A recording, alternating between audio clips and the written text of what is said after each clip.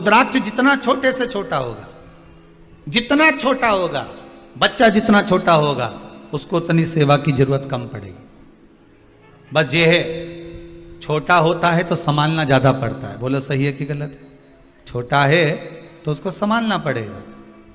उसी तरह रुद्राक्ष जितना छोटा होता है, उसमें जब धागा पिरो, सोने का तार डालो, चांदी का तार डालो, तो वो उसको संभालना ज्यादा पड़ता है। बड़ा रुद्राक्ष होगा तो अब धागा इतना मोटा मोटा, लोग वो गोप, काली गोप, लाल गोप उसमें डाल देते हैं, तो वो बड़ा है तो सहनो, पर छोटा है अगर वो, तो उसको संभालना पड़ेगा।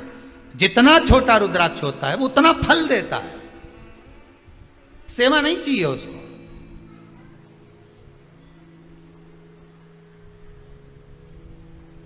उसको सेवा की बहुत कम जरूरत पड़ती है। शिव पुराण कहती है जितना बड़ा रुद्राक्ष होता है, जितना बड़ा रुद्राक्ष होता है,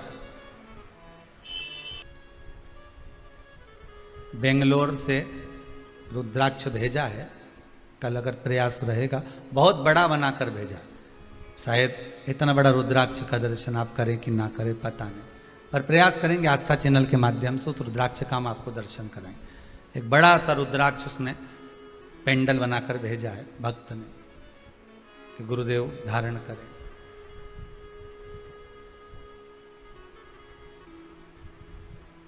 कल दर्शन कराएंगे, प्रयास करेंगे। बहुत बड़ा रुद्राक्ष। अब उस रुद्राक्ष अगर बड़ा है तो उसको इतनी सेवा का जरूरत नहीं है, पर जो छोटे से छोटा है, बड़े को तो सेवा चाहिए, पर जितना छोटा होगा, जितना छोटा उतना सुख देगा। कितना सुंदर लिखा है, छोटे रुद्राक्ष की माला, छोटा जो रुद्राक्ष होता है उसकी माला, कैंसर का जो मरीज होता है,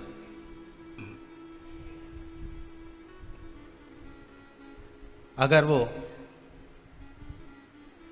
फर्स्ट स्टेज का कैंसर भी है, छोटे रुद्राक्ष अगर अच्छे हैं, 3 मुखी से लेकर 5 मुखी, 7 मुखी, 9 मुखी, 11 मुखी छोटा रुद्राक्ष मिल जाए, उसकी माला अगर पानी में डाल दी जाए और उस पानी को वो मन का ही डाल दो, उसी का पानी थोड़ा थोड़ा कैंसर के मरीज को सुबह दोपहर शाम श्री शिवाय नमस्तुभ्यम का जाप कर कर, पंचाक्षर ओम नमः शिवाय का जाप कर कर, शंकर शिव का नाम लेकर, महाकाल बाबा का नाम लेकर, विश्वेश्वर विश्वनाथ का नाम लेकर, केदारेश्वर का नाम लेकर, 12 ज्योतिर्लिंग का स्मरण कर कर अगर वो आचमन करना प्रारंभ कर दे तो कैंसर रोग में भी आराम मिलना प्रारंभ हो जाता।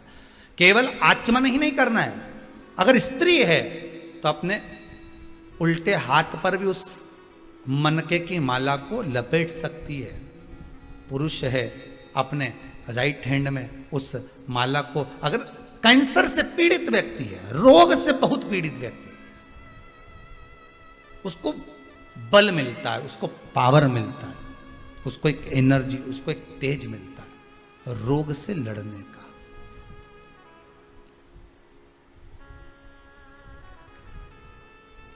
रोग से लड़ने। अब कईयों के मन में आता, गुरुजी क्या स्त्री नारी रुद्राक्ष पहन सकती है? क्यों नहीं पहनेगी? मेरी आद्य शक्ति जगदम्बा, मां गौरा, मां सती, मां उमा, मां कुष्मांडा, चंद्र घंटा स्कंदा, जितनी माताओं का दर्शन करोगे उनके गले में एक रुद्राक्ष की माला जरूर मिलेगी। अगर गले में नहीं मिली, हस्त कमल पर मिलेगी। हस्त कमल पर नहीं मिली तो कहीं ना कहीं उनके पास में उस रुद्राक्ष की महत्वता है। बस एक अंतर है, तुलसी की माला हम पहनते हैं तो उसमें मन के कितने होते हैं? जम के बोलिए जरा, 108।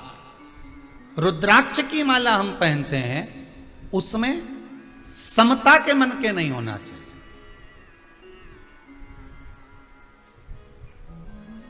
उसमें समता के मन के नहीं होना चाहिए, उसमें प्रयास रहे विषमता के मन के। क्यों? उसका क्या कारण है? रुद्राक्ष शिव महापुराण की कथा कहती है कि विषम परिस्थिति में विषमता के मन के उसको भेद देते हैं। ध्यान दीजिएगा जरा। विषम परिस्थिति में व्यक्ति रुद्राक्ष कब पहनता है, व्यक्ति रुद्राक्ष की माला कब धारण करता है, व्यक्ति रुद्राक्ष कब पहनेगा? अरे बोलो तो जब उसको कोई तकलीफ आती है, अब महाराज जी बताओ मेरे को तकलीफ है क्या करूं? सातमुखी रुद्राक्ष पहन ले, मेरा व्यापार नहीं चल रहा, सातमुखी पहन ले, मेरे को ये शरीर में कष्ट हो रहा है, घुटने दुख रहे हैं, कमर दुख रही, पांचमुखी पहन ले, मेरे यहाँ संतान नहीं, नौमुखी पहन ले, मेरे यहाँ ऐसा हो गया 11मुखी पहन ले, ब्लड प्रेशर गड़बड़ हो गया 12मुखी पहन ले। तो ये रुद्राक्ष कब व्यक्ति पहनता है? जब उसको कुछ कष्ट होता है, मतलब विषम परिस्थिति है उसकी विषम परिस्थिति है, तब वो रुद्राक्ष धारण कर रहा है। तो विषम परिस्थिति में विषमता के ही रुद्राक्ष उसका भेद कर देते, उसको भेद देते।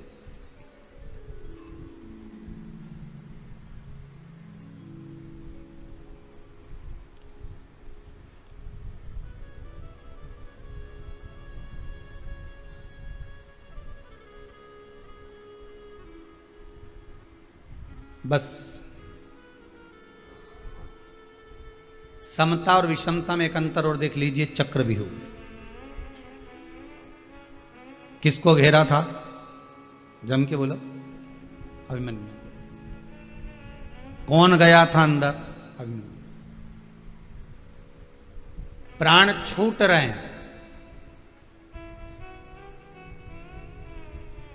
भीष्म पितामह की आंख से आंसू बह रहे हैं। इशारे में पूछ लिया, तुझे ये चक्रव्यूह में घुसना किसने बताया था? कहा, जब मेरी माता के गर्भ में कष्ट हो रहा था, मेरी माता के उदर में कष्ट हो रहा था, ना मेरी माता को नींद आ रही थी, ना मुझे आ रही थी। मेरे पिता चक्रव्यूह की रचना बता रहे थे। मतलब कष्ट में, विषमता में वो सीख गया था कि मुझे अंदर जाना है। पर बाद में समता का जब समय आया, मेरी माता को नींद आई। समता के समय तो विषमता में प्रवेश करना तो सीख गया, पर निकलना नहीं सीख पाया। अगर थोड़ी विषमता और रहती तो भेद कर कर बाहर आ जाता मैं।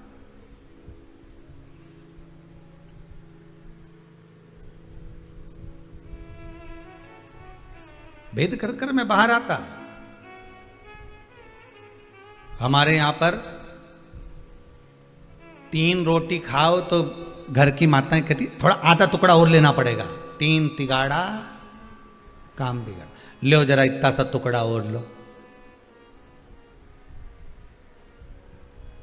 अच्छा, रसगुल्ला खाते समय तो नहीं बोलती कि तुमने 3 खाया, एक और लो। या सुनार की दुकान पर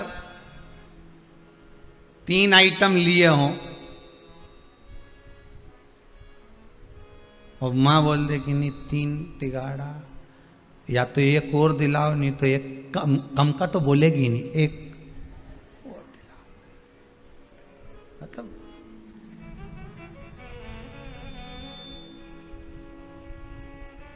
शंकर जी के जितने काम है, वो जल की जो पात्र रखा रहता है जलाधारी, वो भी 3 पाए, ब्रह्मा विष्णु महेश। ठीक है, ऊपर जो जलाधारी बंदी है उसमें चेन भी 3, त्रिशूल 3, बेलपत्र 3, नयन 3, त्रिपुंड, त्रिलोकी का नाथ।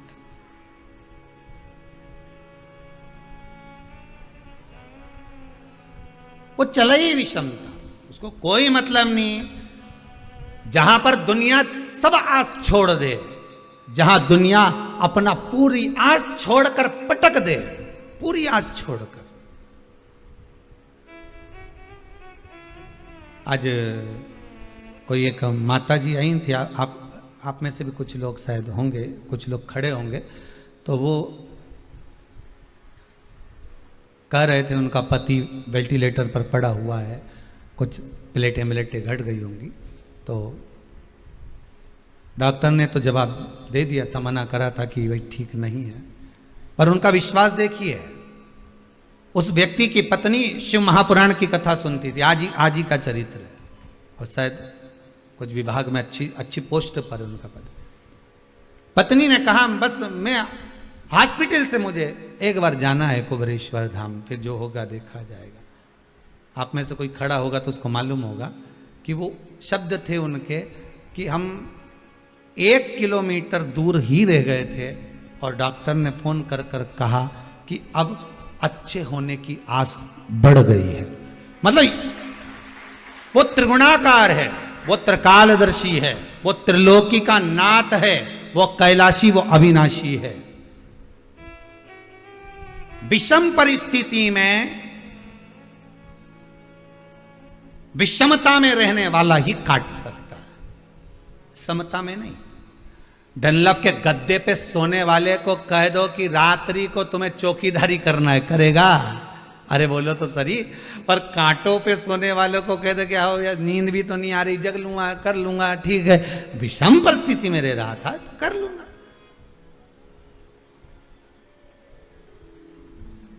जिसने जिंदगी में कभी नीम का रस नहीं पिया, करेले का जूस नहीं पिया, जरा सा भी कड़वा खाए ही नहीं, और उस व्यक्ति को कह दो कि अब तुम्हारा स्वास्थ्य गड़बड़ चल रहा है, तुम्हें तो करेले का जूस पीना ही पड़ेगा, कि मरी जाऊं पर नहीं पीऊं, तो मरी जाऊं पर नहीं पीऊं, जब करेले का जूस दे और पिला भी दिया जबरदस्ती तो दे नहीं पीऊं, मरी जाऊं पर नहीं पीऊं। शिव पुराण की कथा कहती है। इसलिए ये जो समय चक्र है ना, ये मनुष्य का जो समय चक्र चलता है ना, ये दोनों चीज दिखाता है, सुख भी दिखाता है, दुख भी दिखाता है। सम परिस्थिति भी दिखाएगा तो विषम परिस्थिति भी दिखाएगा, वो विषमता भी दिखाएगा कि विषमता में हमें जीना कैसे है। पहले खूब रसगुल्ला खा लिया, पेड़ा खा लिया, बहन क्या गए थे राखी बनवाने के लिए तो 2-2 4-4 सोन पपड़ी भी खा गए। अब तो क्या शुगर हो गई, अब कुछ नमकीन हो तो दे दो। नमकीन तो है पर तला हुआ मत दो, ब्लड प्रेशर है, वो भी नहीं चाहिए। अब पहले तो खूब खाया, मतलब सुख का जो समय था, समता का जो समय था, उसमें भोग तो बहुत करा। अब विषम परिस्थिति आई है तो उसमें थोड़ा सा निर्वाह करना सीखो, मत खाओ थोड़ा सा मीठा।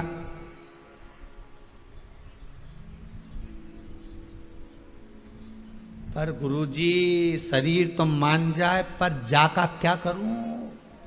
ये 2 तोला की है नी, टर टर करे, बस जय गड़बड़ करे। इतनी सी तो धरिए, पर क्या स्वाद चाहिए क्या? बस यहीं तक का स्वाद है। इसके बाद तो लड्डू, पेड़ा, गुलाब जामुन, इमरती, भजिया, पकोड़ा सब नीचे जाके भेला हो गया, मिक्स वेज। अंदर जाके तो सब एक स्वाद कितनी देर का? बस ये जो 2 तोला की दिए नहीं, बस इसी 2 तोला का स्वाद है, बाकी का किसी चीज का स्वाद नहीं है। बस यहीं तक का। इतनी देर में तो क्या जोरदार दही बड़ा बना, पर कल्ला ज्यादा हो गया जी बात। मतलब स्वाद भी लेते जा रही है तो ये 2 तोला की हिलती भी जा रही है, कल्ला ज्यादा हो गया। गुलाब जामुन तो अच्छी बनी पर अंदर अंदर गुठली रह गई, ऊपर से काली काली गायब हो गई, सफेद सफेद रह गई। स्वाद ये 2 तोला की बहुत गड़बड़ है। बोल मेरी जीवा हरि हरि, 10-10 भोजन पान करे और राम नाम में मरी मरी। बोल मेरी जीवा, अभी भी नहीं बोली हरि हरि कि मरी मरी। बोल मेरी जीवा हरि हरि। ये 2 तोला की गड़बड़ कर जाती है। बस ये जब हिलती है नहीं तो क्या कर जाए कोई भरोसा नहीं। सारे डिपार्टमेंट भगवान ने दो दिया, हाथ 2 ने, पांव 2 ने, नेत्र 2, नासिका के छिद्र 2 ने, श्रवण शक्ति 2 ने, इसके 1 बनाया। भगवान के भी मालूम था ये गजब कर जाएगी ना, पूरे मोहल्ला में आग लगा जाएगी। 1 ही बनाओ बस, ज्यादा नहीं बनाना है। ये बहुत गड़बड़ करती है। भगवान ने बनाया तो बनाया, 3 जगह से बांध दिया। जीवान को कांच में उठाकर देखना, नीचे से कसी हुई है, ज्यादा मत बोलना। तो भी बोली तो क्या 32 सैनिक लगा दो, 32 दांत लगा दिए। कि फिर भी बोले तो क्या फाटक लगा दो, होठ लगा दिए, तो भी चुप नहीं रहे। और बोलने का मौका आ जाए तो कह दे खाया बिना रह जाऊं, पर बोला बिना नहीं। फिर भी बोले।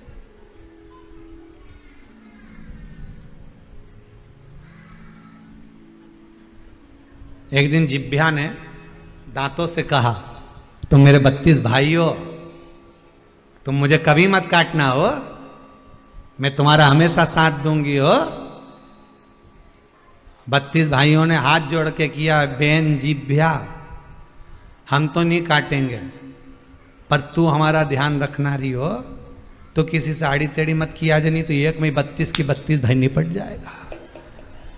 हम तेरा ध्यान दे रहे, तू हमारा ध्यान देना।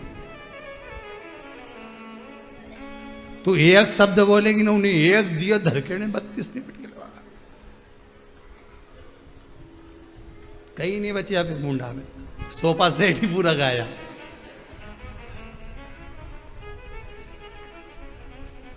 भगवान ने सागौन की चौखट दी और क्या साजड़ की लगा, फिर हो गया है? तो क्या बचा। अब विषम परिस्थिति में विषमता के मन के ही आपको काम कर जाएंगे। शिव जितनी शक्तिपीठ है,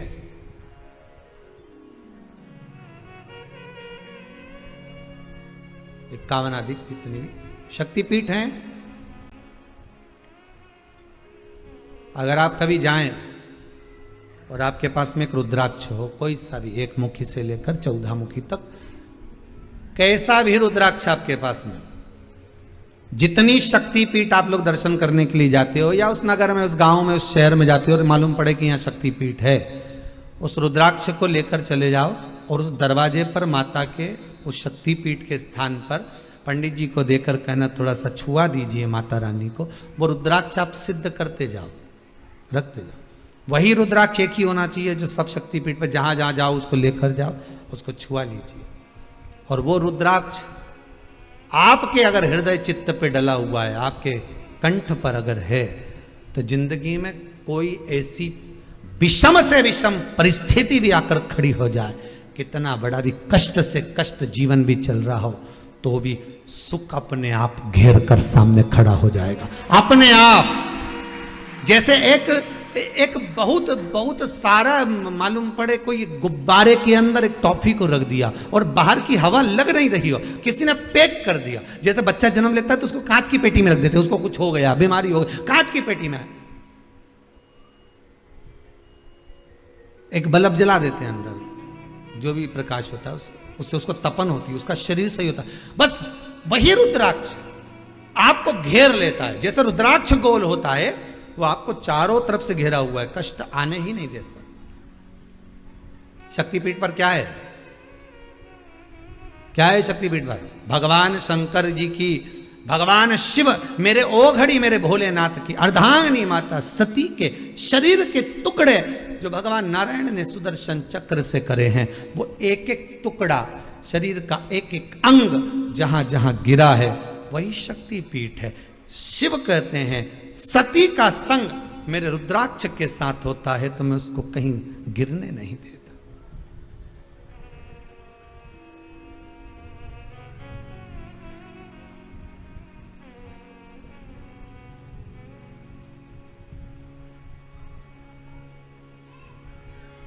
मैं उसको कहीं गिरने नहीं देता।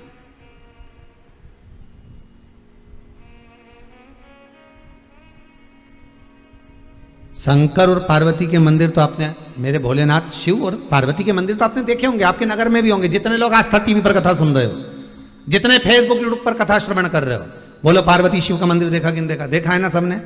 सती शिव का मंदिर देखा क्या? अरे बोलो तो, देखा नहीं? सती ने यह प्रश्न किया था शंकर भगवान से,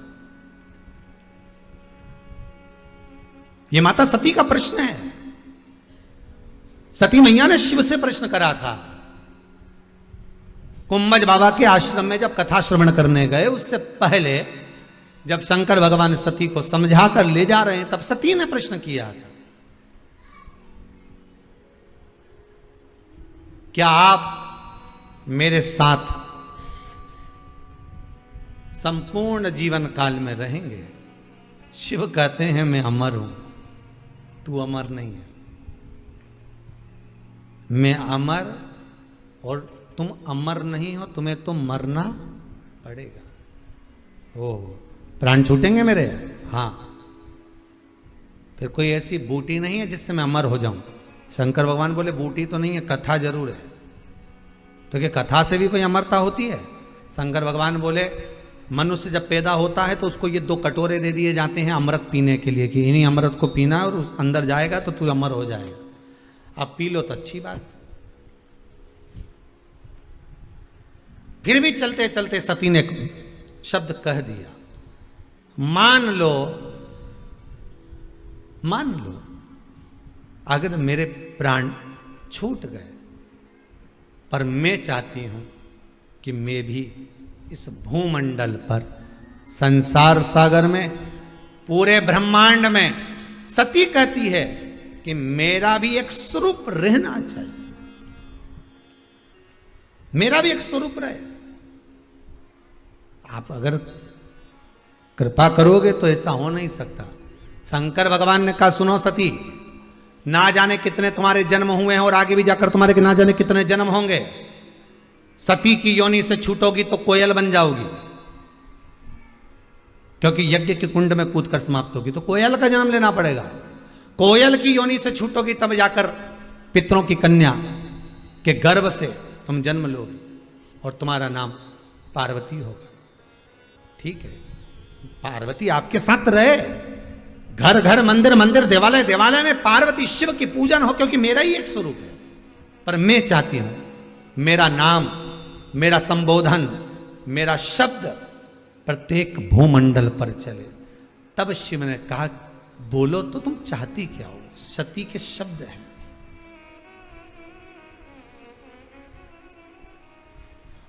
क्या चाहती हो तुम? सती कहती है मेरा संबोधन।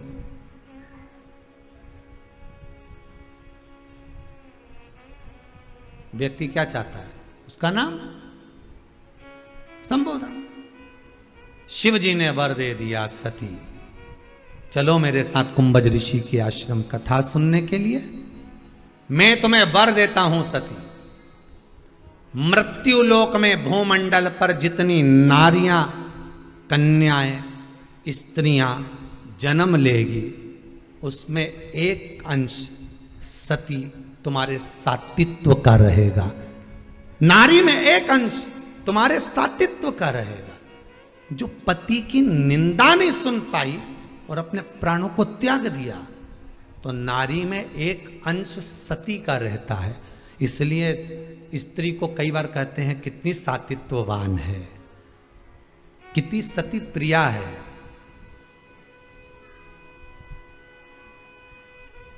कितनी सातित्ववान है।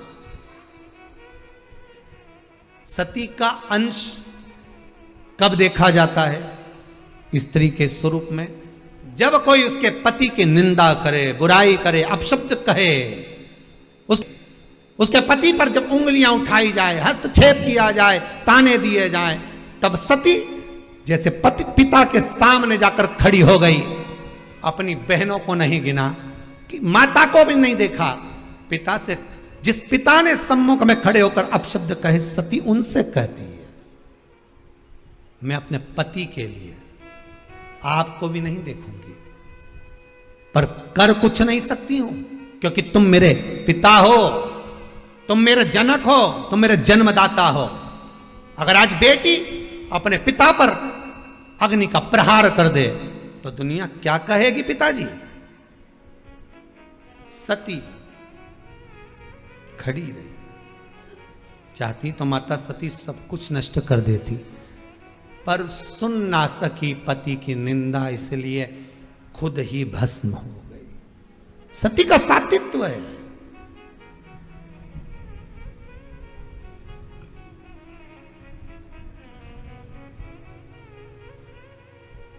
उसको सती कहा जाता था।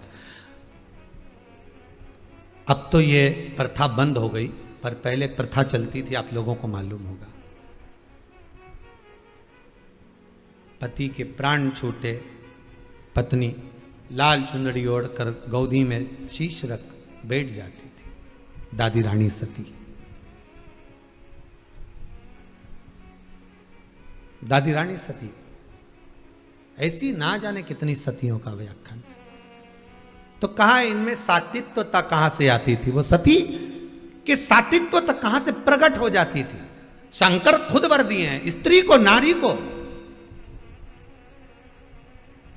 स्त्री को वर है शंकर भगवान का। अर्ध नारेश्वर शंकर है, अर्ध नारेश्वर, आधा उनका भाग स्त्री का है। शिव ने स्वयं वर दिया स्त्री को। स्त्री को वर देते समय शंकर ने कहा था कि सातित्वता का भाव नारी में रहेगा। नारी अगर चाहे तो किसी की सामर्थ्यता नहीं कि निगाह उठाकर देख ले, कब वो सती अपने असली स्वरूप में प्रकट हो जाए। कब?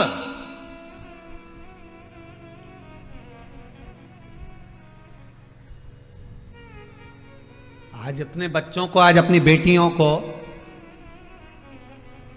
पढ़ाने के साथ में, विद्या के साथ में अपनी बेटियों को एक संस्कार और दो।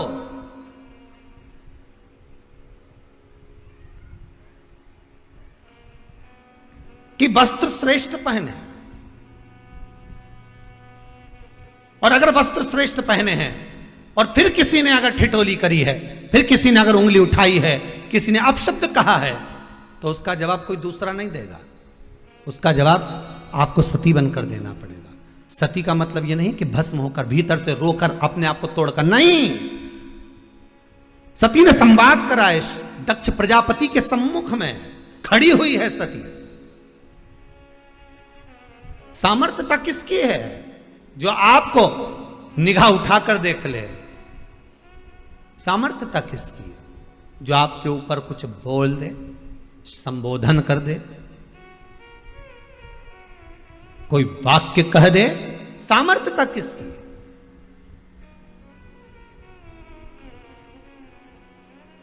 किसकी सामर्थ्य?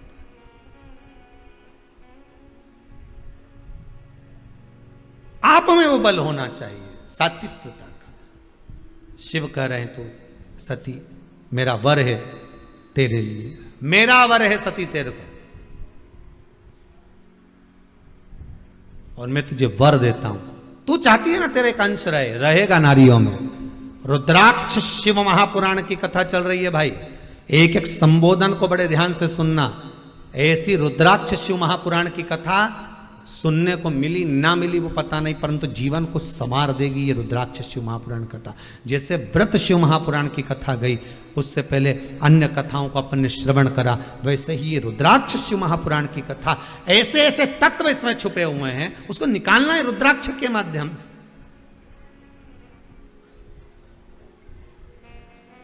उन तत्वों को निकालना है हमको।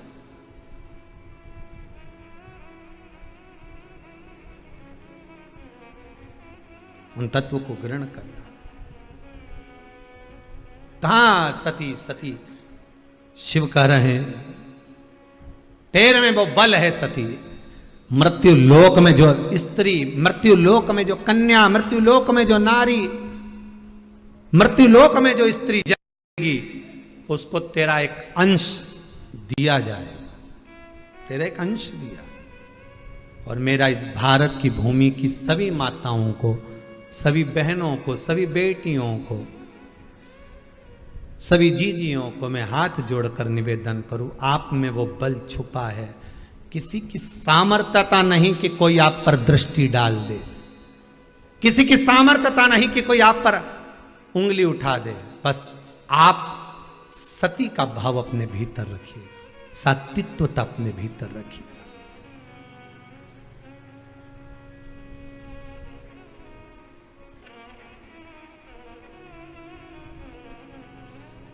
वक्त पड़ा इस भारत की भूमि पर तो झांसी की रानी मां अपने पुत्र को शरीर से लपेट कर तलवार लेकर घोड़े पर सवार होकर निकल गई थी, न नजर आती है। माता अहिल्या पूरे इंदौरी में पूरे मालवा क्षेत्र स्वयं खड़ी थी। वक्त पड़ा, दुर्गावती ने भी साथ दिया। वक्त ये सती का सातित्वता का भाव दर्शाया, सातित्वता का भाव सम्मुख में आया। विषम परिस्थिति में भी नारी आपका साथ देवे तो समझ लेना कि ये सातित्ववान है। विषम परिस्थिति में भी स्त्री आपका साथ देवे, समझ लेना सातित्ववान है। और मालूम पड़े पति को थोड़ा सा भी दुख आया, कर्जा ज्यादा हो गया, कुछ भी नहीं, और पत्नी माई के जाके बैठ जाए, समझ लेना सम परिस्थिति है। बड़ा कठिन, बड़ा विचित्रम। थोड़ा थोड़ा समझिए, आया है बुरा वक्त, थोड़ा दिखाने के लिए आया है। बुरा वक्त आता है और एक का नहीं सबका आता है। समय आएगा पर वो कुछ सिखाने के लिए आएगा, कुछ सीख देने के लिए आएगा। सीखना हमको है, समझना हमको है। पिछली कथा का याद कर लो, अपनों में छुपे गिरों को पहचानना और गिरों में छुपे अपनों को पहचानने के लिए बुरा वक्त आता है। हमें अपनों को अपनों में छुपे और गेरों में छुपे अपनों को पहचानना है कि बुरे वक्त में ही दिखाई देंगे ये अपने हैं कि नहीं है, ये पराए हैं कि नहीं। रुद्राक्ष शिव महापुराण की कथा कर रही है।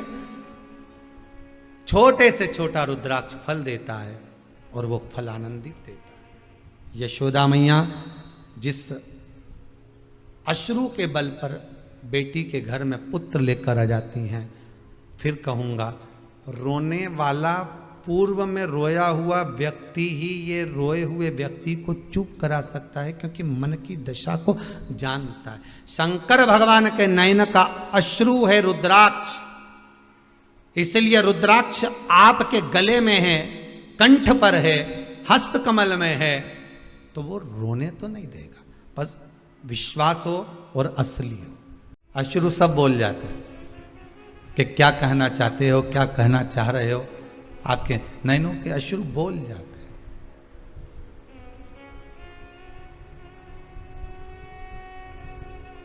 यशोदा मैया की माता पाटला देवी ने संतों से यह नहीं कहा कि मेरे घर में बेटी के गर्भ में संतान नहीं है। वो तो बस पूजन कर कर आ रही थी और नैनों से अश्रु बहाती हुई आ रही थी। तो संत ने पूछ लिया, क्या बात है, तुम्हारे नैनों से अश्रु गिर रहा है, अब बताएं क्या। अश्रु ही तो सब बोल रहे हैं ना। अगर हृदय में थोड़ा सा गम होगा, दुख होगा,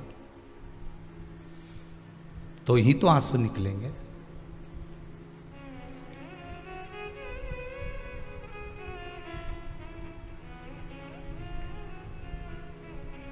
संत बोले,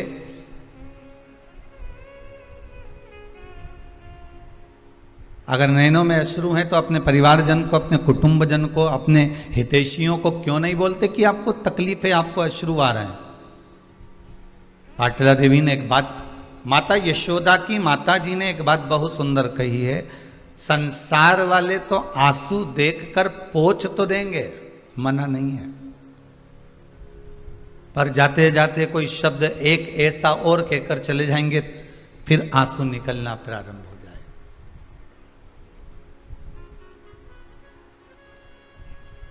तुम तो नदी के किनारे पर खड़े थे, तुम तो तालाब के किनारे पर खड़े हो, नदी के किनारे पर खड़े हो, आप तो कुआं और बावड़ी के पास में खड़े हो।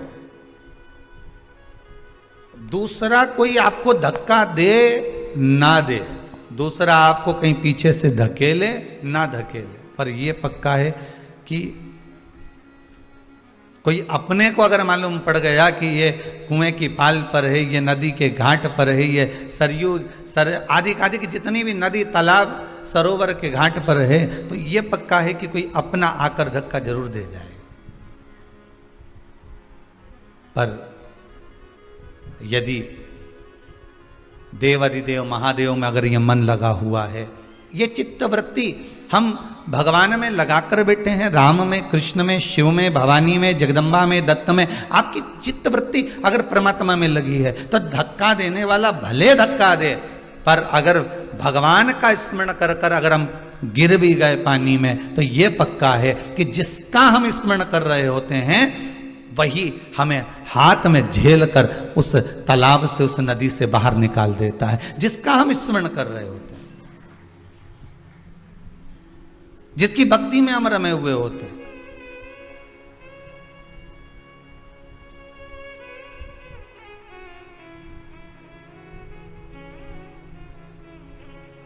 महाराज वो कहते ना, ले ले हरि का नाम नहीं, यही एक तरने का उपाय है। यही है कि ले हरि का नाम यूं ही तर जाएगा। केवल भगवान के नाम से कलियुग केवल नाम आधारा। ले हरि का नाम यूं ही तर जाएगा, धन दौलत और माल धरारे जाएगा। संपूर्ण साधन जितने भी रखे हुए हैं, संपूर्ण व्यवस्थाएं जितनी रखी हुई है, ये सब रह जाने वाली है। पर जो साथ जाने वाला है वो भगवान का नाम, इसके सिवाय कुछ भी नहीं। और हमने करा भी क्या, वस्तु तो बटोरी, नाम छोड़ दिया। सवेरे सवेरे से एक ही काम करते हैं, भैया राम राम। किसी ने पूछा कहां जा रहे हो, काम पर।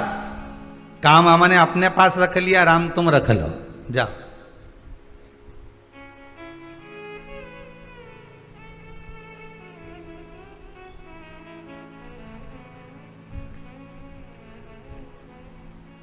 और अगर आप कभी अपने भी प्रयास करा होगा, कोई कोई व्यक्ति जो भगवान की कथा नहीं सुनता, जो भगवान के मंदिर नहीं जाता, जो देवालय नहीं जाता, जो धर्म सत्कर्म नहीं करता, कभी कभी आपने भी प्रयास करा होगा उसको बोलने का, क्यों मंदिर नहीं जाती? एक वजह से कथा आ रही है, रुद्राक्ष शिव महापुराण की कथा चल रही है, सुनो कथा को। मंदिर नहीं गई तू? जिस व्यक्ति को हम कह रहे हैं कि कथा सुनो, जिस व्यक्ति को हम कह रहे हैं मंदिर जाओ, देवालय जाओ, तीर्थ जाओ, दर्शन करो, भजन करो, कीर्तन करो, नाम जाप करो, वो उल्टा आपको ज्ञान देना चालू कर देगा। अरे क्या करो, पूरा लॉकडाउन बैठ के यही तो करा था। अब अभी अभी तो दुकानें खुली हैं तो थोड़ा सा कमा लें, और मालूम पड़े तीसरी लहर और आ गई। वैसे तो बाबा देव अधिदेव महादेव संभालेगा, वो तो सब उसके हाथ में है। फिर अगर कहीं कुछ हो गया तो इसलिए अभी कमाने का मौका मिला है, कमाल। हम इसको एकाग्रित कर ले, हम कमा ले, मना नहीं है, खूब कमाओ, डट के कमाओ। हम तो देवाधिदेव महादेव से, कुबेरेश्वर महादेव से, भंडारी से यही कहेंगे कि बाबा अगर इनको एक देते हो तो इनको दो दो, खूब दो, कमी मत रखो। पर देने के साथ में इनका मन थोड़ा सा बड़ा करते चले जाना, क्योंकि बिल्डिंग जैसे जैसे बनती चली जाती है, मकान बंगला गाड़ी जैसे जैसे बढ़ते चले जाता है, वैसे वैसे व्यक्ति का दिल मन थोड़ा कंजूसड़ा होते चले जाता है, थोड़ा चित्तवृत्ति थोड़ी कम होती चली जाती। 8-10 फैक्ट्रियां चल रही है, ओ हो 4-6 पेट्रोल पंप है, बहुत बढ़िया। कजन कितनी तो हमने कॉलोनी काट ली, बहुत बढ़िया। इतनी गाड़ियां हैं, एक एक बहू की अलग, बेटा की अलग, ओ बहुत बढ़िया। सेठ भी अलग अलग हैं, हीरा का अलग, कुंदन का अलग, इसका अलग, उसका अलग। हमने कहा बहुत जोरदार। अब उनसे पूछा जाए कि आपने इतना सब कुछ करा, अपने जीवन काल में आपने भगवान का भजन कितना करा, आपने शिव महापुराण की कथा कितनी करवाई, अपने जनमानस के लिए, संसार के लोगों के लिए कोई प्याऊ खुलवाया, संसार के लोगों के लिए कोई मंदिर बनवाया, संसार के लोगों के लिए कोई बाग बगीचा बनवाया, संसार के लोगों के लिए कोई बेलपत्री का पौधा लगाया, संसार के लोगों के लिए कोई शमी का पौधा लगाया, संसार के लिए तुमने किया क्या? ये तो करा तुमने अपनी पत्नी के लिए, ये तो किया तुमने अपने बच्चों के लिए, ये तो किया तुमने अपने परिवार के लिए, अपने कुटुंब के लिए, अपने लिए करा, संसार के लिए क्या करा? कथा, इन कथाओं की लाइन में एक कथा में पहले कहा था, व्यक्ति नहीं बनना हमको, केवल हमको व्यक्तित्ववान बनना। व्यक्ति जब मरता है उसको कोई याद नहीं करता 13 दिन के बाद, और याद करेंगे तो 1 आध महीना करेंगे, 1 आध महीना तो करा मालूम पड़े 5-6 महीना करेंगे, इससे ज्यादा कोई याद करेगा कि तुम्हें? कथा में कहा था पहले भी कि हमें व्यक्ति बनकर नहीं जाना, हमको व्यक्तित्ववान बनकर जाना। व्यक्ति बनकर जाओगे तो घर में केवल एक फोटो टंगा रहेगा और उस पे भी माला प्लास्टिक की चढ़ी रहेगी, 16 श्राद्ध में उतरेगा, कंडा जलाकर उस पे धूप छूटेगी, इससे ज्यादा कुछ नहीं होगा। पर व्यक्ति बनकर गए तो फोटो लगा घर के अंदर, व्यक्ति बनकर गए तो धूप भी छोटी घर के अंदर, व्यक्ति बनकर गए तो माला भी चढ़ी घर के अंदर। पर व्यक्तित्ववान बनकर जाओगे तो कहीं फोटो लगाने की जरूरत नहीं है, क्योंकि व्यक्तित्ववान व्यक्ति जब जाता है तो दिल में फोटो फिट कर चले जाता है, सबके हृदय में फोटो फिट कर जाता है कि ये इनके हृदय में उस व्यक्ति का, उस व्यक्तित्ववान व्यक्ति का फोटो लगा हुआ।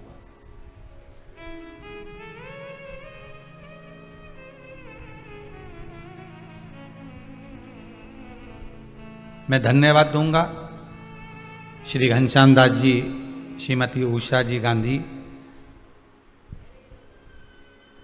खामगांव महाराष्ट्र को, कि धन का सही उपयोग यही है। अभी इस रुद्राक्ष शिव महापुराण के पहले जो शिवपुराण हुई थी वो व्रत शिवपुराण हुई थी। कई माताओं ने इतने मैसेज भेजे हैं, कई ने व्हाट्सएप पर, कोई ने काय पर लिख लिख कर भेजा, हमें पूजन का विधान मालूम पड़ गया, हमें उद्यापन क्या होता है यही नहीं मालूम था। हम तो सोचे थे कि व्रत को समाप्त कर दो, उद्यापन का महत्व यही है, व्रत की पूर्ण आहुति कर दो, उद्यापन का मतलब यही है।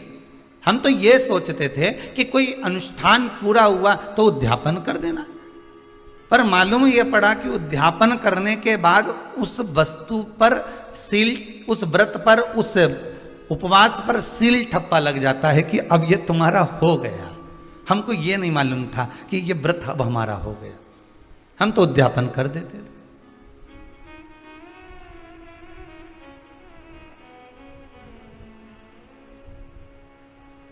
जितने वर्ष की शिवपुराण को उठाना है, एक एक वर्ष की शिवपुराण हमारे यहाँ YouTube पर डली होगी, हमारे चैनल पर डली होगी, उठा उठाकर आप सुनते जाना।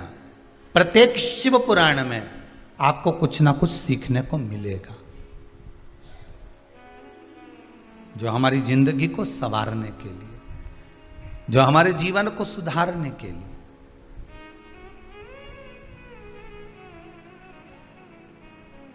केवल माला लेकर बैठे रहे, 2 घंटा 4 घंटा तक जपते रहे, इससे परमात्मा की प्राप्ति का साधन नहीं। हमने देखा है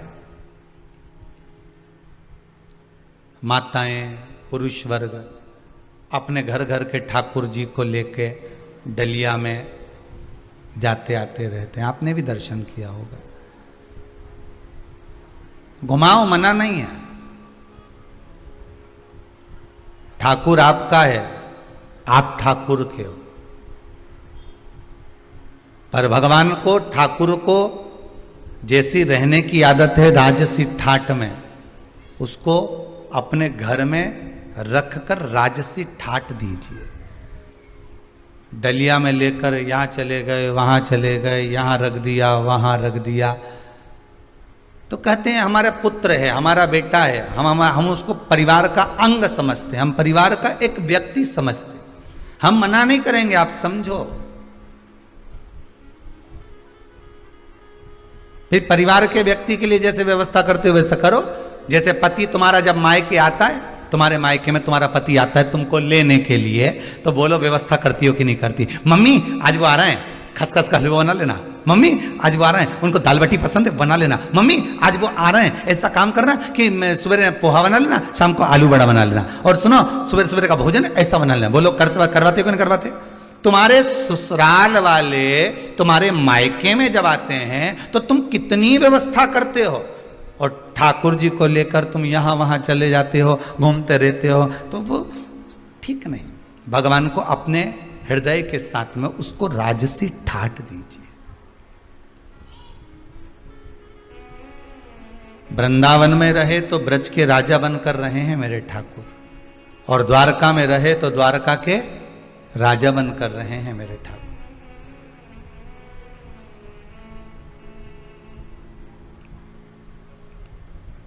अभी एक बार तो कहा हमने देखा था कहीं पर कि कोई माताएं तो ऐसे राधा कृष्ण थे, उनको एक हाथ में राधा को पकड़ी थी, एक हाथ में कृष्ण को पकड़ी थी और चली जा रही,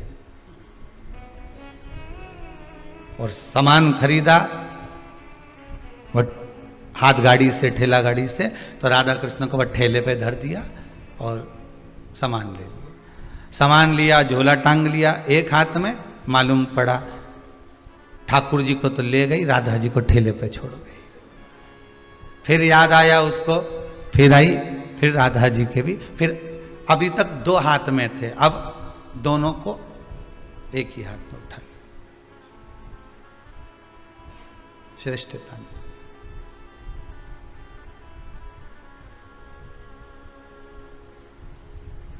अगर हम ही हमारे ठाकुर को इस तरह से रखेंगे तो जनमानस क्या सोचेगा। आपकी भक्ति है, इस व्यासपीठ से आपकी भक्ति को मैं नमन करता हूं। आपकी भक्ति है, आप भगवान से स्नेह करते हो, मैं आपको प्रणाम करता हूं कि आपके बराबर दुनिया में कोई नहीं प्रेम करता होगा, स्नेह करता होगा ठाकुर से। पर निवेदन है, उस लाडले को लाड लड़ा कर रखिए, हृदय से लगा कर।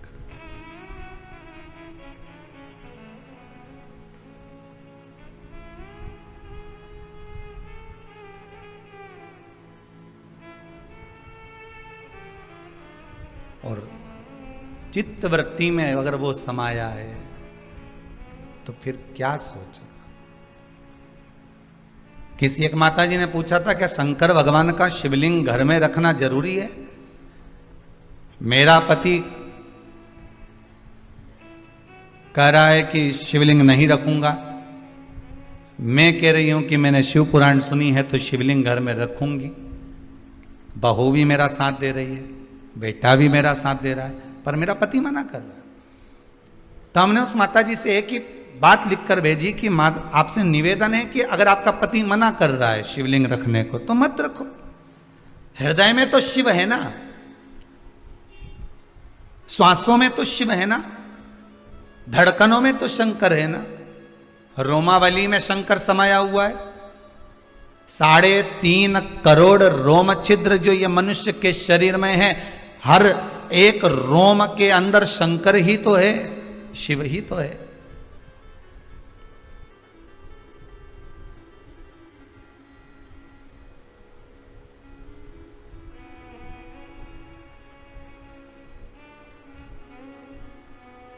हम नर्मदा जी नहाने गए थे, वहां से शंकर जी लेके आए, इतने बड़े शंकर जी। गुरु जी बताओ कहां रखे। हमने कहा लाने का कौन ने बोला था तेरे को, वो इतने बड़े लेके आई है तो कोई मंदिर की लाई होगी ना। नहीं, वो तो सब ले जा रहे थे तो हमने कहा हम भी ले चले। अच्छा, शिव पुराण कह रही है एक छोटा सा, छोटा मात्र एक तिल बराबर का भी अगर कंकर है तो वो शंकर है। आप उसमें तो भगवान का दर्शन करिए, आप उसमें तो भगवान का दीदार करिए।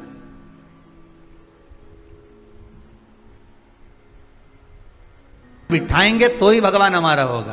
किसी किसी के यहां शादी में, ब्याह में लड्डू गोपाल देते हैं कन्यादान में। अब लड्डू गोपाल जी दे तो देते हैं वो कन्यादान में। अब ईमानदारी की बात है, वो लड्डू गोपाल जी को कन्यादान में किया तो जितने भी लोग उनको लेके गए तो वो जो बर्तन नहीं होते नहीं कन्यादान के, ने हंडा ने, बाल्टी ने, टंकी ने, सब सामान वो उसी में वो डाल के ले गए। अरे बोलो तो सही है कि गलत है। उसी उनने तो उसको बर्तन समझा, उसी में डाल के ले गए। अब जब शादी हो गई, रिसेप्शन हो गया, 15-20 दिन हो गए, बर्तन का बोरा अभी तक नहीं खुला। 1-1.5 महीना बाद जब बर्तन का बोरा, और अभी भी सास ने कह दिया पड़े रहने दो, इतने तो बर्तन पड़े, करेंगे का। तब बहू ने कहा हो सकता है हमारी मम्मी ने हमको भगवान दिए तो इसमें पड़े होंगे, जरा देख लो ना, मतलब पड़े होंगे, रखे होंगे नहीं, पड़े होंगे, जरा देखो। फिर बर्तन निकाले, उसमें से भगवान निकले। फिर विचार करा, अब हमारे यहाँ तो पहले से बड़ी बहू का भी रखा है, हमारी अम्मा का हाथ का रखा है, 2-2 तो पहले से रखे थे, अब ये छोटी बहू के भी आ गए। अब इनके कहाँ रखेंगे तीसरी जगह में, बताओ जरा। तो पहले बेटी के माता पिता को पूछना था कि आपके घर में जो ठाकुर जी बैठे हैं, हम उनका कोई श्रृंगार बनवा दें, हम उनके चांदी का कोई आभूषण बनवा दें, हम कोई स्वर्ण का आभूषण बनवा दें, या आपके ठाकुर जी को हम छोटी सी चांदी की गाय दान दे देते हैं, आपके ठाकुर जी को हम बंसी बनवा देते हैं, आपके ठाकुर जी को हम पैजनियां बनवा देते हैं, आपके ठाकुर जी को हम कर्णफूल बनवा देते हैं, आपके ठाकुर जी को हम कुछ ऐसा देना चाहते हैं, हमें बता दो, क्योंकि हम अलग से ठाकुर जी देंगे तो मां रखने की जगह तो वैसे ही नहीं होगी, सेवा करे ना करे ठाकुर जी इधर उधर, तो हम आपके ही ठाकुर जी को कोई ऐसा स्नेह तुल्य चीज प्रदान कर दे।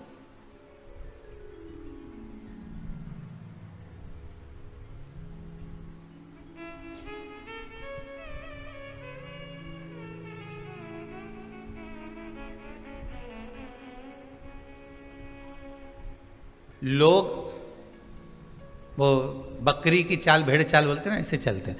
पहले क्या होता था, जब बुलावा होता था, किसी के यहाँ शादी हो, मंडप हो, ब्याह हो, तो उसमें जो गिफ्ट आइटम बंटते थे ना, तो एक जैसा इन्होंने पानदान बांटा, तो पानदान ही चलेगा। एक जगह की शादी में गए, वहाँ पे भी पानदान मिल गया, दूसरे की शादी में गए, वहाँ भी पानदान मिल गया, तीसरे की शादी में गए, वहाँ भी पानदान मिल गया, चौथे के यहाँ गए, वहाँ भी पानदान मिल गया। इतना पानदान घर में इकट्ठा हो गया और अभी तक पेटी में पड़ा है।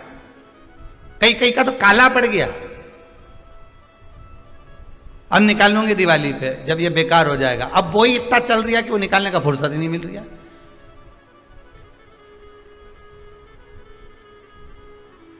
फिर चलो तो एयर टाइट डब्बा, जिसमें एयर नहीं भरा। अब वो डब्बा एक के यहाँ गए उसने भी दिया, दूसरे के यहाँ गए उसने भी दिया, तीसरे के यहाँ गए उसने भी दिया। फिर चौथे नंबर पर फिर पानी की वो बॉटल जिसमें चाय गरम रहे, तो एक के यहाँ गए तो उसने भी बुला हुए में दी। इतनी बॉटल इकट्ठी कर ली, वह पेटी के अंदर पड़ी 4-6। अब ये सोच रही कि अब मैं पैक कर करके किसी को दे दो, नहीं भाई।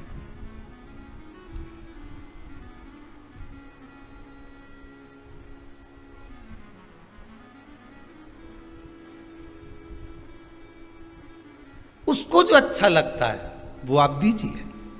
शिव महापुराण की कथा कहती है, जो ईश्वर को अच्छा लगे, भगवान को जो अच्छा लगे, आप उसको वो दो। भगवान को क्या अच्छा लगता है? भगवान को आपका धन अच्छा लगता है, दौलत, संपदा? भगवान को आपकी प्रॉपर्टी अच्छी लगती है? नहीं। भगवान को आपका सोना, चांदी, हीरा, पन्ना कुछ भी अच्छा नहीं लगता। भगवान कहते हैं ये तो सब मेरे चरणों की धूल है। तुम मेरे पास में आते हो, आते ही काहे को? मेरे चरणारविंद की रज लेने के लिए। रज मतलब भगवान के चरणों का थोड़ी सी धूल अगर मिल जाएगी तो जीवन सार्थक। मेरे पास क्यों आए हो? मेरे पास तो अगर आए हो, कुछ देना चाहते हो तो केवल मुझे दे रहे हो, तो मुझे जो प्रिय वो दीजिए। तो भगवान को प्रिय क्या है? तो कहा मुझे प्रिय है बस तेरा भजन, मुझे प्रिय है तेरा स्मरण। तेरे हृदय से तू भगवान का नाम ले ले, श्री शिवाय नमस्तुभ्यम बोल ले। बाबा कहते हैं बस मैं तेरा हो गया, तू मेरा हो गया।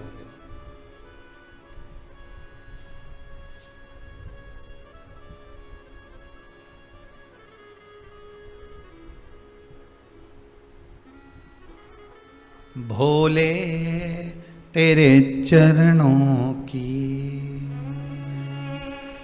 घर धूल जो मिल जाए, सच कहता हूँ भोले तकदीर बदल जाए। भोले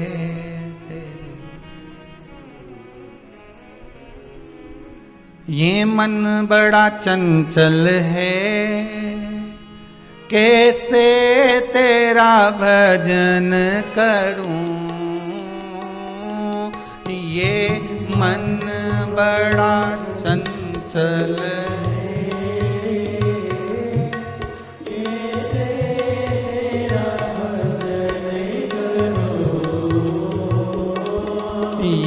मन बड़ा चंचल है, कैसे तेरा भजन करूं। ताली से बात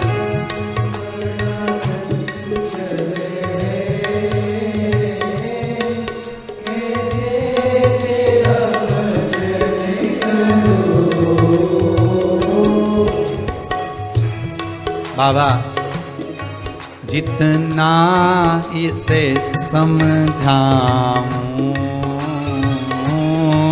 जितना इसे समझाऊं,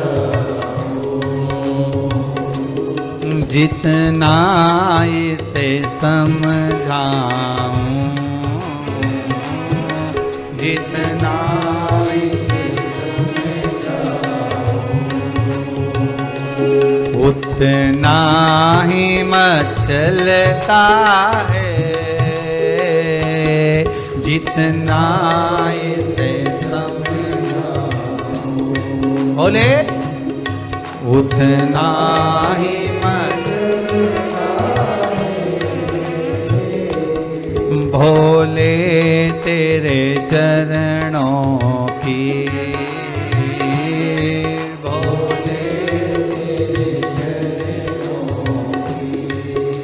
हर भोले। नजरों से गिरा नाना, चाहे जितनी सजा देना, नजरों से गिरा नाना,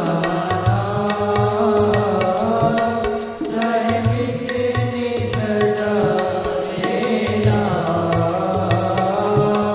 नजरों से गिराना ना, चाहे जितनी सजा देना, नजरों से गिराना ना, शंभो चाहे जितनी सजा देना, नजरों से जो गिर जाए, नजरों से जो गिर जाए, नजरों से जो गिर जाए, नजरों से जो गिर जाए, मुश्किल है संभल पाना, नजरों से जो गिर जाए, मुश्किल है संभल पाना, भोले तेरे चरणों की, भोले तेरे चरणों की, कर धूल जो मिल जाए, भोले तेरे चरणों की, कर धूल जो मिल जाए, सच कहता हूँ भोले, सच कहता हूँ भोले, तकदीर बदल जाए, सच कहता हूँ भोले, तकदीर बदल जाए, सच कहता हूँ भोले, तकदीर बदल जाए, सच कहता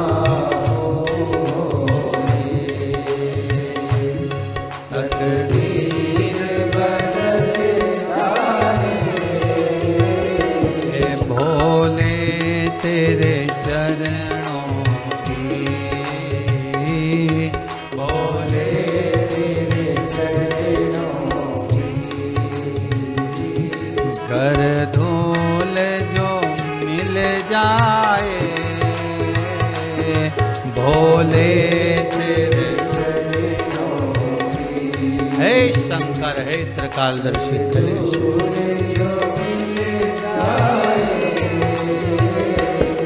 भोले तेरे चरणों की, भोले हे शंकर करुणा सागर, आपके चरणारविंद की मात्र रज मिल गई तो मेरा जीवन तो वैसे ही सार्थक हो गया। रिटर्न बढ़वा,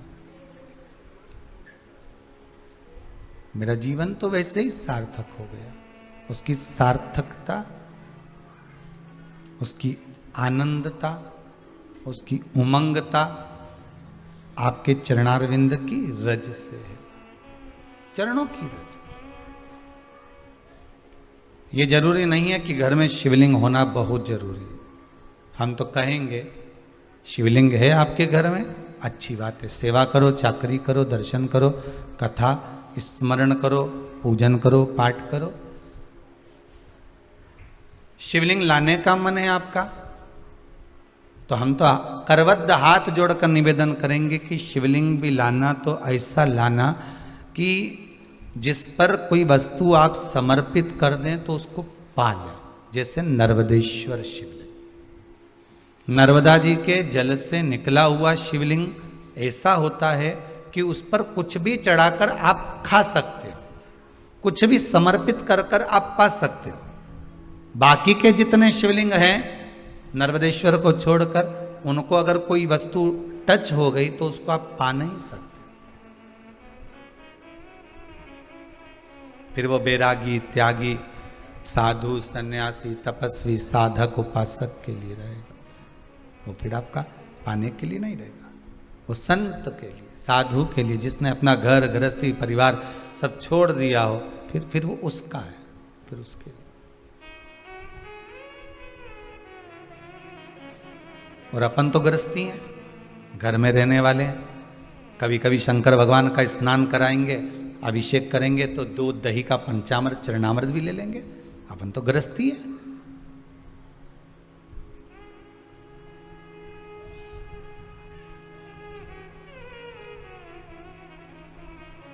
गृहस्थाश्रम में रह रहे हैं तो भगवान का चढ़ा प्रसाद हम पा सकते। पर नर्मदेश्वर शिवलिंग,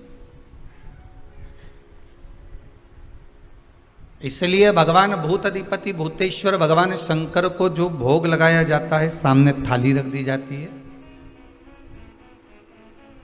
सम्मुख में, बाबा के सामने, स्पर्श नहीं हुआ है उसका, दूर रखिए, उसको आप पा सकते हो। यदि स्पर्श हो गया तो फिर किसी साधु को, किसी सन्यासी को, किसी तपस्वी, किसी साधक, किसी उपासक को दिया जाए, जिसने अपना घर परिवार सब छोड़ दिया। रुद्राक्ष शिव महापुराण की कथा चल रही है। भगवान के आंख से आंसू क्यों गिरा, बात वहां पहुंचना। तब रुद्राक्ष का पौधा उत्पन्न होगा, तब जाके रुद्राक्ष उत्पन्न होंगे, एक मुखी से लेके 14 मुखी तक। फिर उसका वृत्तांत वर्णन कई कई जगह पर देखने को मिलता है कि इतना बड़ा रुद्राक्ष, उस पर शेषनाग भी बना है, उस पर शिवलिंग भी बना है। तो ये हमको दिया था, बहुत महंगा लेकर आए। तो ये रुद्राक्ष पर शिवलिंग नहीं होता, शिवलिंग की आकृति शंकर खुद अपने आप बनाता है। उसको घिसकर या सांप को छीलकर या बनाकर ये नहीं बेचा।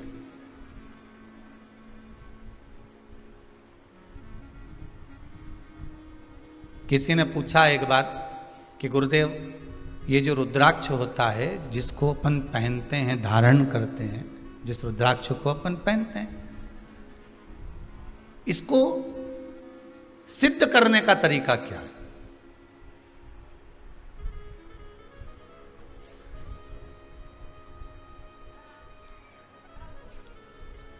अच्छा, सिद्ध नकली भी हो जाता है और सिद्ध असली भी हो जाता है। अब इसको भी समझ लेना जरा अच्छी तरह से। प्लास्टिक का जो रुद्राक्ष होता है, नकली जो रुद्राक्ष होता है, सिद्ध वो भी किया जाता है, लोग अब सिद्ध करते ही हैं उसको। और असली का जो रुद्राक्ष होता है उसको भी सिद्ध करते हैं। तो कहा महाराज जी दोनों में अंतर क्या है? तो शिव महापुराण की कथा कहती है, रुद्राक्ष शिव महापुराण की कथा कहती है कि नकली और असली में एक अंतर जरूर है कि असली रुद्राक्ष अपना काम मात्र सिद्ध होते ही चालू कर देता, और नकली रुद्राक्ष आप 50 बार उसको अभिषेक में रख लिए, 50 बार आपने अनुष्ठान कर लिया, 50 बार आपने व्यवस्था कर ली, 50 बार आपने उसको रिझाना चाहा, उसके बाद भी वो सिद्ध नहीं हो पा रहा। 4 दिन अगर उसने अपना असर दिखा दिया तो 5वें दिन वापस वो डाउन हो जाएगा।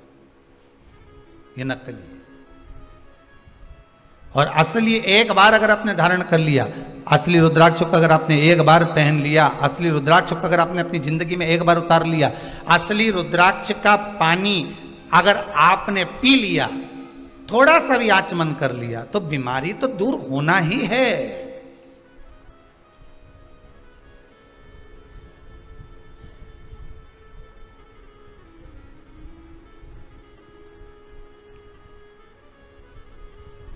नकली और असली में अंतर यही है। असली रुद्राक्ष को तो सिद्ध करने का एक ही तरीका, जो 14 मुखी तक रुद्राक्ष का जो मंत्र दिया गया है, उस मंत्र का स्मरण कर लो, उस मंत्र का जाप कर लो, उस मंत्र का भगवती स्मरण कर लो। और अगर वो भी नहीं कर सकते तो क्या लिखा है शिव महापुराण में? जिस रुद्राक्ष को आप सिद्ध कर रहे हो, रुद्राक्ष आपके घर में जो रखा हुआ है, उसको सिद्ध करने का एक तरीका और वर्णन किया। 108 बेलपत्र, बेलपत्र की बीच वाली पत्ती, उस पत्ती पर भगवान शंकर का ओमकार, ओम संबोधन चंदन से लिखा, उसको रखते जाइए। 5 बेलपत्र नीचे रख दिए, उसके ऊपर रुद्राक्ष रख दिया। उसके बाद में बाकी की जो 108 बेलपत्र है, आप जो गिनती की चढ़ा रहे हैं, वो उसके ऊपर केवल ओम नमः शिवाय बोलकर भी समर्पित करेंगे। 5 दिन तक ऐसे कैसे ही रखे रहने दो उसको। बस इतना जरूर करना कि उसके सामने कपूर जरूर जलाना, थोड़ा सा कपूर, अर्थात अपन जलाने का मतलब है कि कपूर की आरती कर लो। कर्पूर घोरम करुणावतारम संसार सारम, कपूर उसके सामने 5 दिन तक प्रतिदिन शाम के समय, सुबह के समय पर आप आरती के नुमा उसको अवश्य प्रज्वलित करें। मात्र 5 दिन। 5 दिन के बाद वो बेलपत्री को उठाइए, और उठाने के बाद में आप विसर्जन कर दीजिए। रुद्राक्ष को ओम नमः शिवाय बोलकर या श्री शिवाय नमस्तुभ्यम मंत्र का स्मरण कर कर, या रुद्राक्ष के जो मंत्र हैं, जितना मुखी रुद्राक्ष है उतना मंत्र का, उस मंत्र का जाप कर कर, आगे आएगा चरित कथा में उस मंत्र को बताएं, तो उस मंत्र को भी बोलकर आप उस रुद्राक्ष को धारण करेंगे। वो सिद्ध हो गया। अब ना उसको कहीं अभिषेक में रखने की जरूरत है, अब ना उसको कहीं भभूति लगाने की जरूरत है, और ना उसको किसी तरह से उसमें धूप घुमाने की जरूरत। अब तो तुम्हारे तन पर जब धारण कर लिया तुमने, उस तन पर धारण करने के बाद तुम जब घटकी जिह्वा से शिव का नाम लोगे, आपको पहले कथा में कहा था, एक होता है आ जपा जप, पहले की कथा में निकाल कर देखना। एक होता है जप, जो तुम हाथ से कर रहे हो, मुख से कर रहे हो। एक आजपा जप होता है। आजपा जप किसको कहते हैं? कि जिस दिन से तुम पैदा हुए, माता के गर्भ से जब तुम बाहर निकले और तुम्हारी श्वास जब निकलना, अंदर बाहर होना चालू हो गई, श्वास निकलना प्रारंभ हो गई, उस दिन से तुम्हारा एक जप चालू हो गया, उसको कहते हैं आजपा जप। अर्थात तुम भगवान का नाम लो ना लो, पर तुम्हारी जब श्वास निकलेगी, श्वास में एक शब्द निकलता है, वो ओमकार का निकलता है।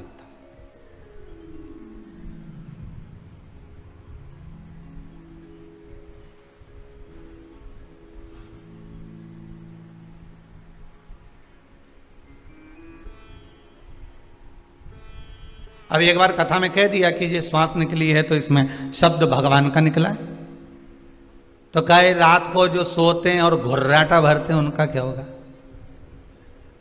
है? रात को सोए और घुर्राटा भर रहा है, तो वो भी तो श्वास निकल रही है। तो हमारा निवेदन है, कभी कभी शंकर भगवान रुद्र रूप भी ले लेते हैं, ये तो रूप पर आधारित है। कभी कभी शिव रुद्र रूप पे भी।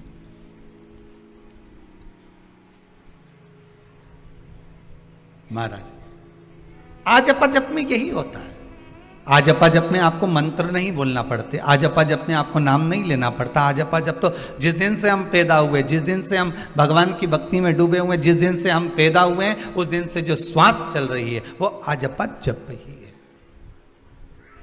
वो आजपा जप। श्वास श्वास में ओम रटो, वृथा जन्म मत खोए, ना जाने इस श्वास का फिर आवन होए ना होए।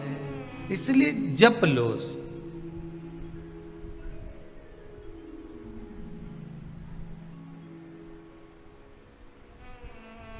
तो रुद्राक्ष जब हम गले में धारण कर लेते हैं, रुद्राक्ष जब हम अपने गले में धारण करते हैं रुद्राक्ष को, और धारण करने के बाद हमारी श्वास का जब आजपा जप प्रारंभ होता है, हमारी श्वास का जब भगवान का नाम जपना प्रारंभ होता है, तो वो रुद्राक्ष चार्ज होते रहता है। रुद्राक्ष को फिर अलग से कहीं ले जाकर सिद्ध कराने की जरूरत नहीं है, वो चार्ज होता रहता है, चार्ज होता है।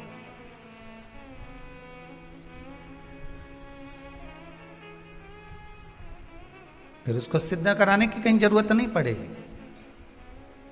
फिर वो चार्ज हो रहा है अपने आप, अपने आप चल रहा है। घी की कटोरी में रख दिया, उससे भी सिद्ध होता है रुद्राक्ष। घी के पात्र में रखने के बाद भी रुद्राक्ष की सिद्धता आ जाती है, पहले भी कथा में कहा। पर कथा चल रही है कि यहां यशोदा मैया जो आंख से आंसू बहाई हैं, तो संत ने आकर कह दिया कि तुम मत रो, तुम्हारे नैनों में जो जल भरा हुआ है रुकिए, शिव है। आप श्रावणी की पूर्णिमा के दिन, श्रावण की पूर्णिमा के दिन जब संत आए तो आप उनको भोजन करा दो, उसका फल मिल जाएगा। और यशोदा जी के यहाँ लिख कर भेज दिया पाटला देवी ने, और यशोदा जी ने फिर भोजन करने बुलाया। संत ब्राह्मण जब भोजन करने के लिए बैठे, और बैठने के बाद जब यशोदा जी खीर देने के लिए आई, सिर पे इतना घूंघट डला हुआ था, इतना घूंघट यशोदा मैया डाली हुई थी, हाथ में बड़े बड़ा चुड़ला पहनी हुई थी, पांव पैजनिया कमर करदनी माता यशोदा पहनी हुई थी, सिर पर सुंदर माँ यशोदा बौर पहनी हुई थी, मुख दिख नहीं रहा था माता यशोदा, क्योंकि घूंघट इतना था।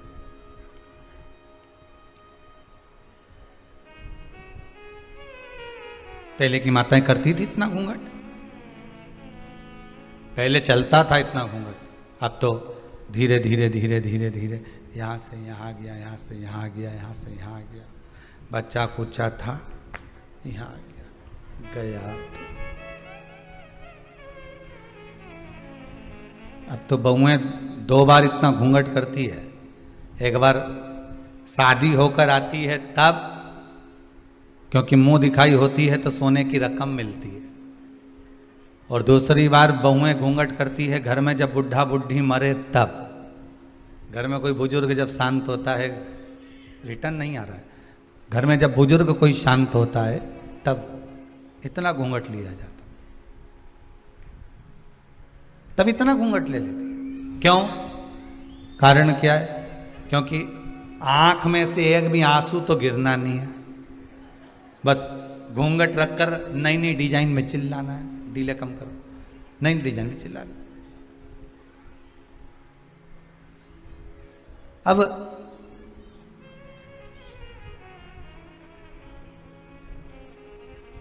लोगों को भी लगे तब घूंघट करके रो रही, कितने अच्छे संस्कार हैं इसके। परंतु मेरा कहना है, ये कहने वाले तो कहते थे, पर जब अम्मा जिंदा थी और तब आके देखती तो घूंघट यहां मिलता, यहां।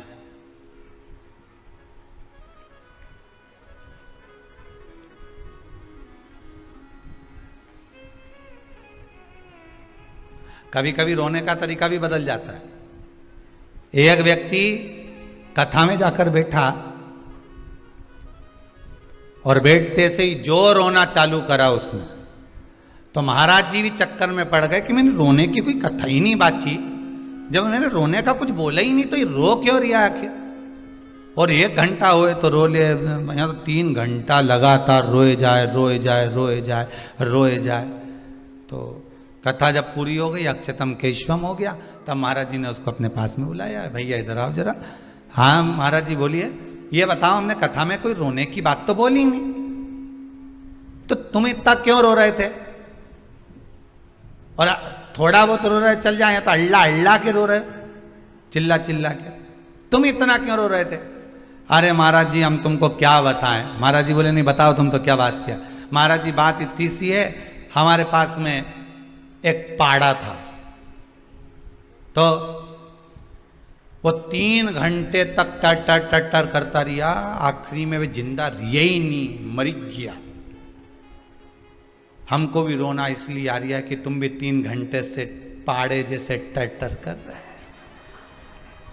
अब हमें टेंशन ये है कि पाड़ा निपट गया, कहीं तुम नहीं निपट जाओ। तो जो नहीं समझे आंसू की कीमत, जो नहीं समझता है कि आंसू है क्या, वो तो लगे कि हाँ, पाड़ा और महाराज एक जैसा दिखे कि 3 घंटा टर टर कर। पर नहीं,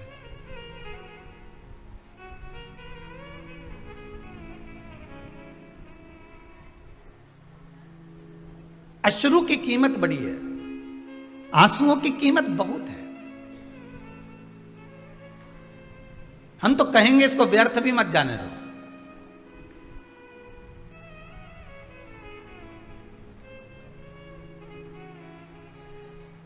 रो तो उस परमात्मा के लिए रो, संसार के मनुष्य के लिए रोना उत्तम नहीं है। रो तो उसके लिए रो जो दुनिया के लिए कुछ कर कर गया, जो स्वयं खा खा के जोड़ जोड़ के खुद का ही मर गया, उसके लिए क्या रोना। ना राम नाम लीनो तूने भरी जवान, चुल्लू भर पानी में डूब के मर जा। अब इतने बड़े शरीर को तो कुआं भर के पानी चाहिए जब मरे, या कहीं की नदी भरी हो तब मरे। इतना भी पानी नदी में हो तो भी नहीं मरे, इतना बड़ा मनुष्य कहीं मरे।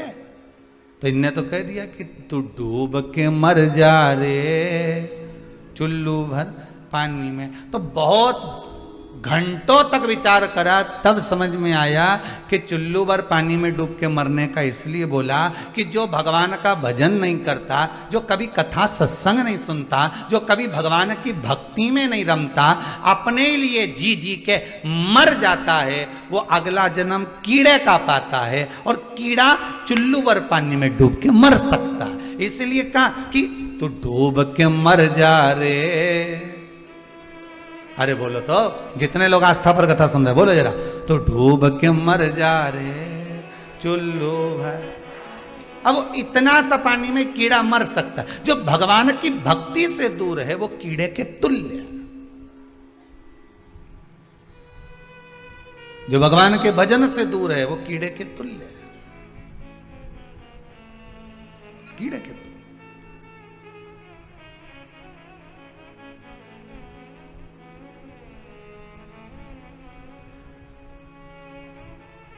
व्यक्ति भगवान के करीब में कब आता है? समय बताइए। व्यक्ति भगवान के करीब में कब आता है? जब सारी दुनिया से ठोकर खा लेता है, सारी दुनिया कि देख लिया संसार हमने, देख लिया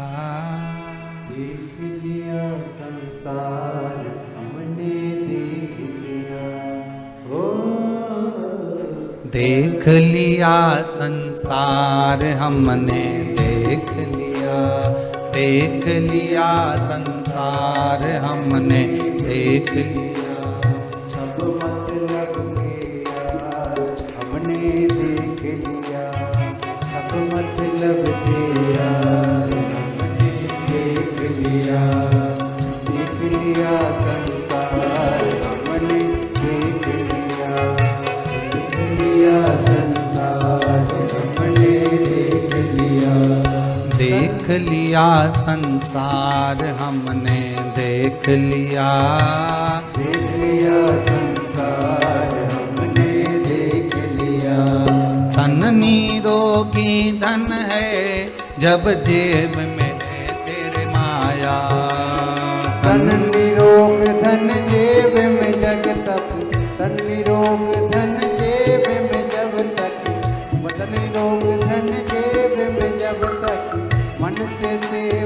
करोगे जब तक, मन से सेवा करोगे जब तक, मानेगा परिवार हमने देख लिया, मानेगा परिवार हमने देख लिया। सब मतलब के यार हमने देख लिया, सब मतलब के यार हमने देख लिया। अरे देख लिया संसार हमने देख लिया, देख लिया संसार हमने देख लिया। ये संपूर्ण संसार में जितने नजर आ रहे हैं आपको अपने दिखते हैं, पर शिव पुराण कहती है ये सब पूर्व के कर्म के हिस्सेदार, ये पूर्व के कर्म के हिस्सेदार।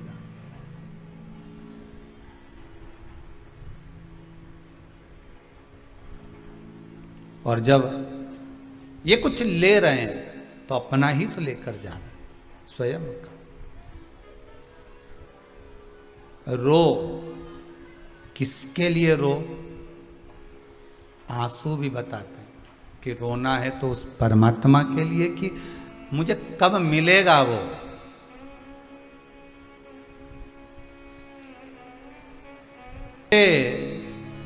श्याम सलोना तुमने ही मुझे पर कर दिया तोना, कर दिया तोना, मेरी अखियां तुम्हीं से लड़ी, बिहारी जी मैं कब से खड़ी, तेरी अखियां हैं जादू भरी, बिहारी जी मैं कब से। बस रुदन हो तो उस परमात्मा से एक बार मिलने का, एक बार उससे मिलन हो जाए बस। कई लोग, अभी तो लॉकडाउन चल रहा है, तो लॉकडाउन के चलते कुबेरेश्वर धाम पर अभी किसी को आने का तो वर्णन नहीं करते, पर कई लोग आ भी जाते हैं। और आ जाते हैं तो उनके कईयों के नैनों में जब जल रहता है तो पूछने में आ जाता है, क्यों रो रहे हो? कोई दुख है क्या आपको? नहीं। शरीर में कोई कष्ट है क्या आपको?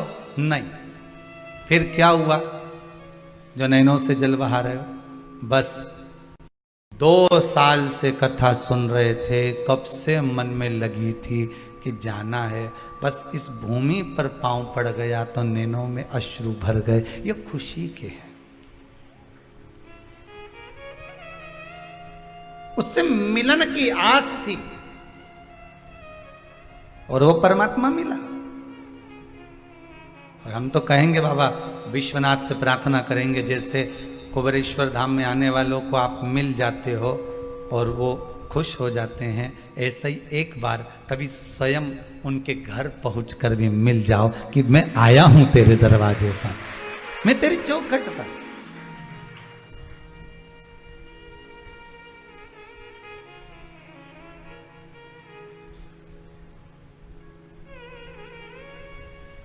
मैंने सारे सहारे छोड़ दिए, बस तेरा सहारा काफी है। रुदन के अश्रु भी कहते हैं कि रोना भी किसके सामने और रुदन हो भी तो कहां पर। हर किसी के सामने रोना भी मत ही, लोग तो फायदा उठाएंगे, ओ सोचेंगे कमजोर है, डर रहा है, नैनों से जल बह रहा है। जो अश्रु की कीमत जाने उसके सम्मुख में रो। यशोदा जी रोई थी संतों के सामने, तो श्रावणी करने वाले ब्राह्मण जब भोजन करने के लिए आए, यशोदा जी इतना घूंघट कर कर जो भोजन परोस रही हैं, और ब्राह्मणों ने देख लिया कि ये नंद बाबा की दाढ़ी सफेद, बाल सफेद, और ये नंद बाबा के छोरे की पत्नी दिखे। अब उनको क्या मालूम था कि नंद बाबा की ही धर्म पत्नी है, उनको तो लग रहा था कि ये बहू है। उनको तो ये महसूस हो रहा है कि ये बहू है। अब इनके घर में कोई बच्चा नहीं दिख रहा, तो सारे संतों ने खीर खाते खाते, कटोरा तो हाथ में ही था, थोड़ी तो मुंह में, थोड़ी हाथ में, और खाते ही खाते बोल दिए। एक दूसरे को कोनी मारे, इनके घर में औलाद नहीं दिख रही, ये बहू अकेली दिख रही है नंद बाबा की, पर इनका नंद बाबा कोई पोता पोती नहीं दिख रहा। अब इनका छोरा हो तो पोता हो, और ये जिसको बहू समझ रहे हैं वो तो यशोदा जी। तो इन सारे ब्राह्मणों ने भोजन करते करते आशीर्वाद दे दिया, पुत्र भव। इतने में यशोदा जी ने भी घूंघट ऊंचा कर दिया।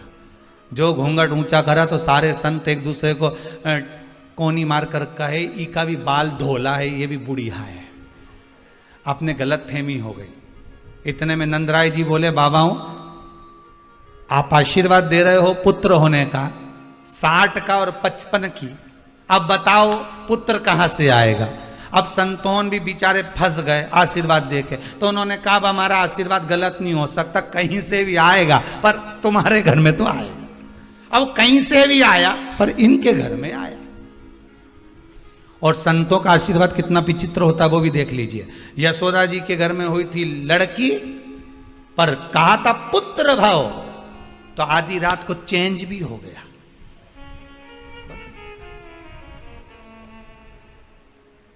चमत्कार सा हो गया, लोगों हो गई बात निराली। रात ही रात में नंद बाबा की दाढ़ी हो गई काली। ना जाने किस ऋषि मुनि ने धागा हाथ लपेटा, कि नंद घर अनहोनी हो गई, बेटी हो गया बेटा। ये चमत्कार नहीं तो और क्या है।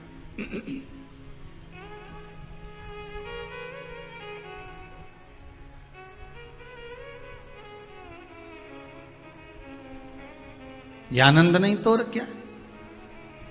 पाटला देवी के अश्रु की कीमत संत ने जान ली। संत, साधु, सन्यासी, तपस्वी, साधक, उपासक, गुरुजन, कोई सतगुरु ऐसा मिल जाए जो आपके अश्रुओं की कीमत जान जाए। और वो सतगुरु कोई दूसरा नहीं होता, वो सतगुरु केवल एक ही है, शिव गुरु। कौन सा गुरु है? जम के बोलो जरा, शिव गुरु। जिसका कोई गुरु नहीं, उसका गुरु शंकर, उसका गुरु शिव। आंसुओं की कीमत वही जान सकता है, शिव गुरु। क्यों रो रही है? चोर आकर रोया, कुबेर बना दिया।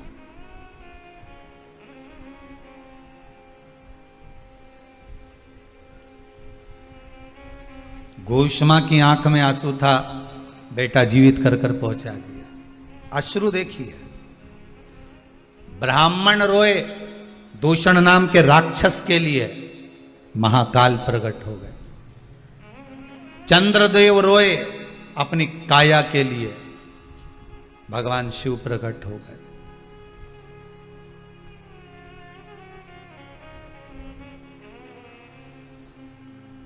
ब्राह्मणों ने तप साधना करी, दारुक नाम के राक्षस को मारने के लिए शिव प्रकट हो गए। असुरों की कीमत कोई नहीं जान सकता, केवल शंकर के सिवाय। आंसू बहाने वाला आंसू पोंछ सकता है। शंकर ने अगर एक अश्रु बहाया है और उससे अगर रुद्राक्ष का पौधा उत्पन्न हुआ है, और उस पौधे से अगर रुद्राक्ष उत्पन्न हुआ है, तो हम लोगों से कहते हैं कि भगवान शंकर के नयन के अश्रु से उत्पन्न हुआ रुद्राक्ष का पौधा, रुद्राक्ष का वृक्ष, उस रुद्राक्ष के वृक्ष से उत्पन्न हुआ रुद्राक्ष। अर्थात शंकर तो खुद आकर तो तुम्हारा आंसू नहीं पोंछेगा, पर इतना जरूर विश्वास रखना, आंसू पोंछता कौन है? जो आंसू बहा चुका होता है, जिसने हृदय से छुआ होता है। वो कहते हैं ना, दिल की गाथा दिल वाला ही जाने, हृदय की गाथा हृदय वाला ही जानता। जिसके हृदय को ठेस पहुंची होगी, दूसरे के हृदय को ठेस पहुंचने वाले की वाणी को वो समझ जाएगा, जान जाएगा। शंकर भगवान को कितनी हृदय में ठेस पहुंची होगी वो भी देख लीजिए जरा। उमा चली गई। सती, जिसको ले जाकर भगवान शंकर ने कुंभज बाबा की यहां कथा सुनवाई, वो सती मैया अपने पिता के घर में प्राणों को त्याग दी। विचार करिए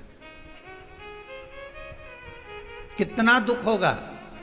सग्गा ससुर अपमान कर रहा है, कितना दुख होगा, जरा विचार करिए।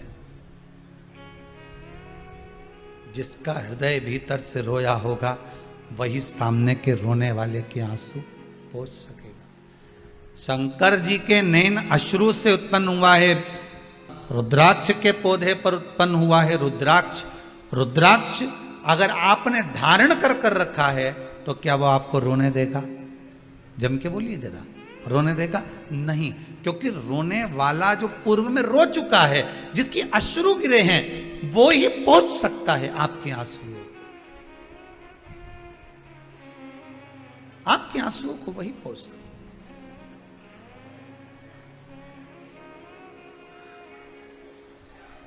बस वही जान सकता। इसलिए कहा था सब मतलब के यार हमने देख लिया। ये संसार सागर केवल एक हमारे जो पूर्व के कर्म के अनुसार हमें जितने लोग मिलते चले जाते हैं। आपके अगर भक्त मिले हैं, आपके अगर परिचित मिले हैं, आपके रिश्तेदार मिले हैं, आपके कुटुंबी मिले हैं, आपके परिवार वाले मिले हैं, आपके रिश्तेदार मिले हैं, आपके परिवार के जन मिले हैं, पुत्र पुत्री बेटा बहू आदि कादिक जितने भी मिले हैं, ये हमारे पूर्व के कर्म के अनुसार मिले। हम तो यहां तक भी कहेंगे कि अगर गुरु को शिष्य भी मिला है तो पूर्व के कर्म के अनुसार मिला। कोई चेला तो ऐसा होता है जो गुरुजी की सेवा में तत्पर लगा रहता है, और कोई चेला ऐसा होता है जो गुरुजी से भी कुछ कमाने के लिए निकला पड़ा होता है। अगर गुरु को चेले भी मिले हैं ना, तो वो भी पूर्व के कर्म के अनुसार मिले, वो भी पूर्व का कर्म।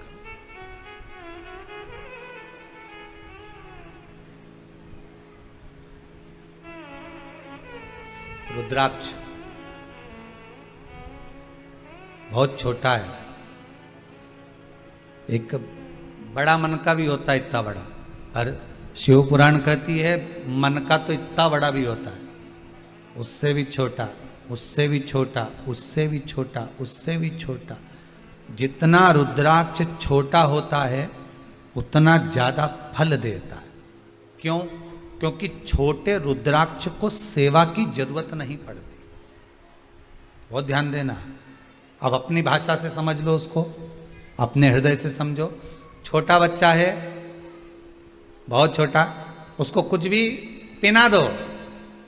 लड़के को भले तुमने लड़की का कपड़ा पहना दिया, कुछ बोलेगा नहीं, रोता रोता बोलता हो कि नहीं मैं तो नहीं पहनूंगा, हम इतना सा बच्चा बोले नहीं पहन, बोलेगा नहीं।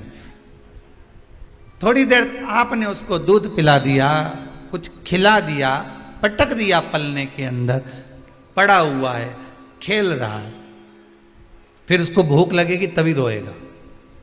जितना छोटा होता, छोटे बच्चे को इतनी सेवा की जरूरत नहीं पड़ती। जब वो बड़ा होते चले जाता है और मां कहे ले ये चड्डा पहन, नहीं पहनूंगा, मेरे को जींस चाहिए। पहन रहा है कि नहीं पहन रहा? नहीं पहनू, फिर मैं तेरे को लेके नहीं जाऊंगी नाना के घर, मत जानना, मैं तो नहीं पहन। ले ये पहन ले, नहीं मैं। फिर बच्चा खुद अलमारी खोल लेता है, कपड़े निकाल लेता है, खुद पहनना चाहता है, फिर वो पहनता भी खुद के पसंद के। अब मम्मी भोजन करा रही, पहले तो दूध पिला देती थी, पड़ा रहता था, उसकी चॉइस भी नहीं थी, पूछती भी नहीं थी कि तू खाएगा कि पिएगा, बस दूध पिला दिया, पटक दिया। आज के जमाने में ले मैंने रोटी बनाई है, मूंग की दाल बनाई है, गिलकी की सब्जी बनाई है, नहीं खाऊंगा। क्यों? मीन चाउमीन क्यों नहीं बनाई? अब मैं नहीं खाऊंगा, वो बगरा हुआ बना, बगरा हुआ बोलते हैं, बगरा बोलते हैं, हाँ जो भी बोलते हैं, भगर मगर क्या बोलते हैं, ये क्यों नहीं बनाया? फिर ये क्यों नहीं बनाया? फिर ये पिज्जा क्यों नहीं बनाया? तो ये वस्तु क्यों नहीं बनाई? वो वस्तु क्यों नहीं बनाई? अब उसकी चॉइस चालू हो गई।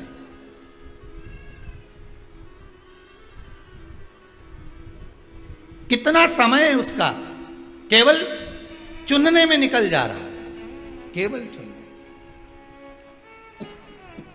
कितना समय निकल।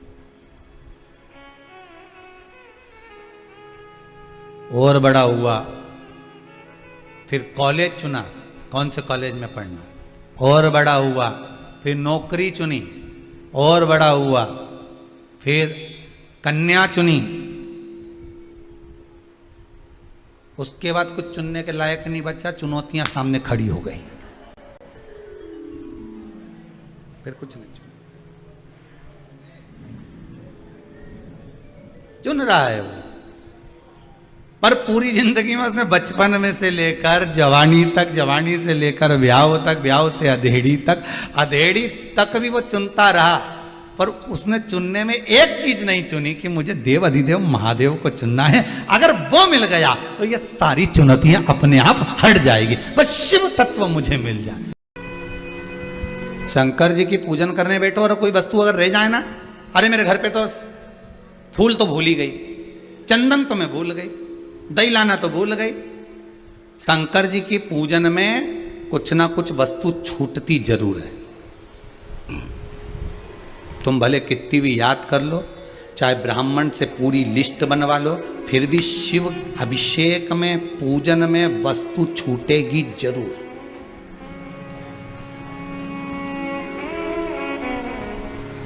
कारण क्या है? शंकर परीक्षा लेते कि अब वो वस्तु रह गई है तो मुझे वस्तु मत दे, अब उस वस्तु की जगह पर मुझे अपना दिल दे दे। वस्तु मत दे, अब मुझे अपना हृदय दे दे, वस्तु रह जाती है। विश्वास करा है आपने तो क्यों ना मिलेगा शंकर।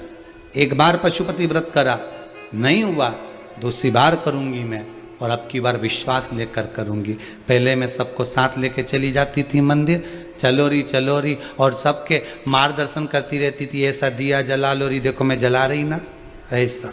वहाँ मुझे अकड़ आ गई थी, अहंकार आ गया था कि मैं जो कर रही हूँ मेरे को देख देख के सब कर रही हैं, तो अहंकार आ गया। अहंकार आया, काम नहीं हुआ। उस अभिमतता को त्यागना है, हमें शंकर की होकर जाना है, हमें शिव की होकर जाना है। शिव महापुराण बार बार कह रही है कि शंकर को कुछ देना है तो कुछ मत दो, आप अपना अहंकार उंडेल कर जाओ। जब अहंकार शिव का हो जाएगा तो तू खुद शिव की हो गई। तुम्हारा अपना कुछ अगर तुम्हारे पास में है तो वो तुम्हारा अहंकार है।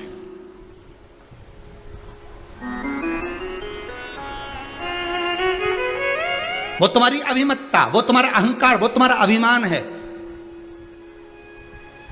हम दुनिया की वस्तु शंकर भगवान को दे देते हैं, अहंकार कहां दे के आते हैं?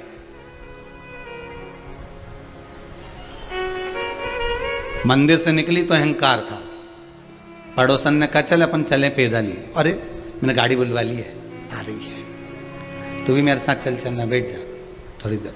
दोनों कुर्सी पे बैठी, गाड़ी आई, बैठ जाओ, चलो ड्राइवर साहब इनके घर तक छोड़ देना इनको, चल।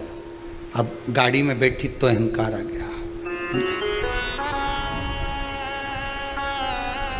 बहुत सी चीजें हैं शिव पुराण की, छोटी छोटी सी गलती है जिसके कारण बस आप कहते हो कि मैं इतने दिन से पूजन कर रही हूं। कई लोग कहते हैं साहब, एक नहीं हजारों लोग कहते हैं हमने ये व्रत करा, हमने ये पूजन करी, हमने ये अर्चना करी, हम मंदिर जाते हैं, हम अभिषेक करते हैं, हम सावन महीने में पूरी पूजन करते हैं, हम बेलपत्र चढ़ाते हैं, हम ये करते हैं, फिर भगवान हमारी क्यों नहीं सुनता?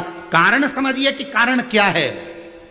आप आए नहीं, सुबह हो गई, मेरी पूजा की थाली धरी की धरी रह गई, क्यों नहीं आए?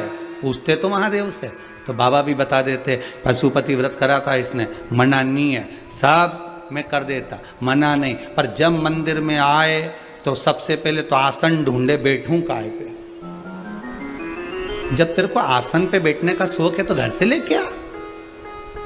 मंदिर के आसन पर बैठ रही है, जिस आसन पर ना जाने कितने बैठकर चले गए।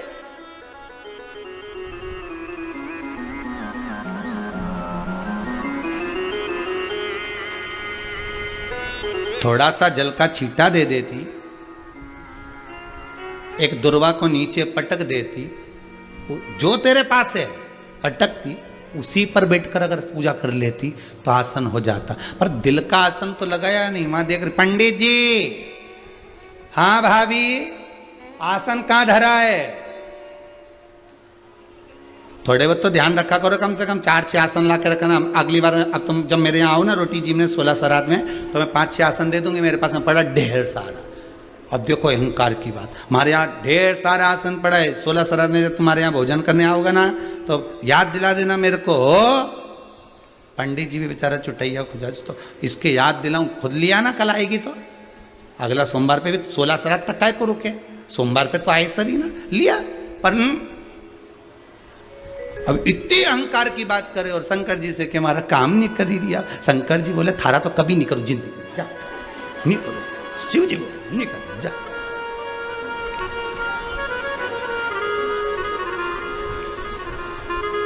एक बात आपको कहें, अगर अच्छी लगे तो स्वीकार करना, ना लगे तो छोड़ देना।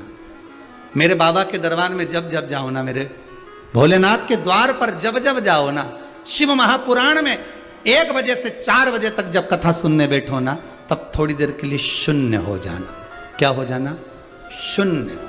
थोड़ी देर के लिए सोच लेना कि मैं बहुत धनपति नहीं, मेरे में कुछ भी नहीं, मैं अज्ञानी हूँ, मेरे पास में कुछ भी नहीं है, मैं तो बस शंकर के चरणों की दासी हूँ। जिस दिन शून्य बनकर तुम भगवान के पास जाओगे ना, उस दिन शून्य की भी कीमत मेरा महादेव बढ़ा देगा, अपने आप कीमत बढ़ा देगा।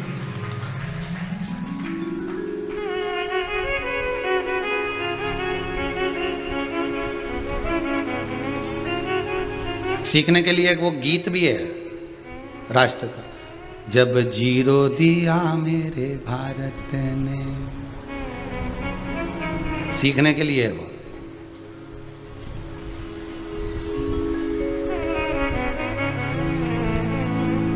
तब जाकर उस जीरो की कीमत समझ में आई है। शून्य हो जाओ। शून्य का मतलब समझते हो ना? इंदौर से चले थे, सीहोर आ रहे थे, 150 किलोमीटर था। यहां से चले थे, भोपाल जा रहे थे, 40 किलोमीटर था। यहां से सीहोर जा रहे थे, 9 किलोमीटर था। अब तुम वहां से चले, चलते चलते चलते चलते कितना आ गया? 114 किलोमीटर। फिर और आगे बढ़े तो लिखा आया आष्टा के पास 45 किलोमीटर सीहोर। और आगे बढ़े 30 किलोमीटर। बोलो घट रहा है कि नहीं घट रहा? 30। और आगे बढ़े 25, और आगे बढ़े 10, और आगे बढ़े 12। जिस मंजिल पर आपको पहुंचना था, सीहोर जाना हो, भोपाल जाना हो, इंदौर जाना हो, पूना जाना हो, मुंबई जाना हो, लखनऊ जाना हो, कानपुर जाना हो, जिस मंजिल तक आपको पहुंचना है, उस मंजिल पर जैसे ही शहर का नाम आएगा, पहले ही लिखा हुआ आ जाएगा सीहोर जीरो, इंदौर बोलो जीरो। मतलब अब आप मंजिल तक पहुंच गए हो, आंकड़े लिखने की जरूरत नहीं है। जब व्यक्ति शून्य पर आकर खड़ा हो जाता है, अहंकार से विहीन, काम से विहीन, लोभ से विहीन, आसक्ति से विहीन, तृष्णा से विहीन, वासना से विहीन, झूठ और कपट से विहीन जब व्यक्ति हो जाता है, जैसे एक मोबाइल नया खरीद कर लाओगे तो उसमें कुछ रहता है क्या? एकदम प्लेन, कुछ नहीं है, कचरा तुम भरते हो।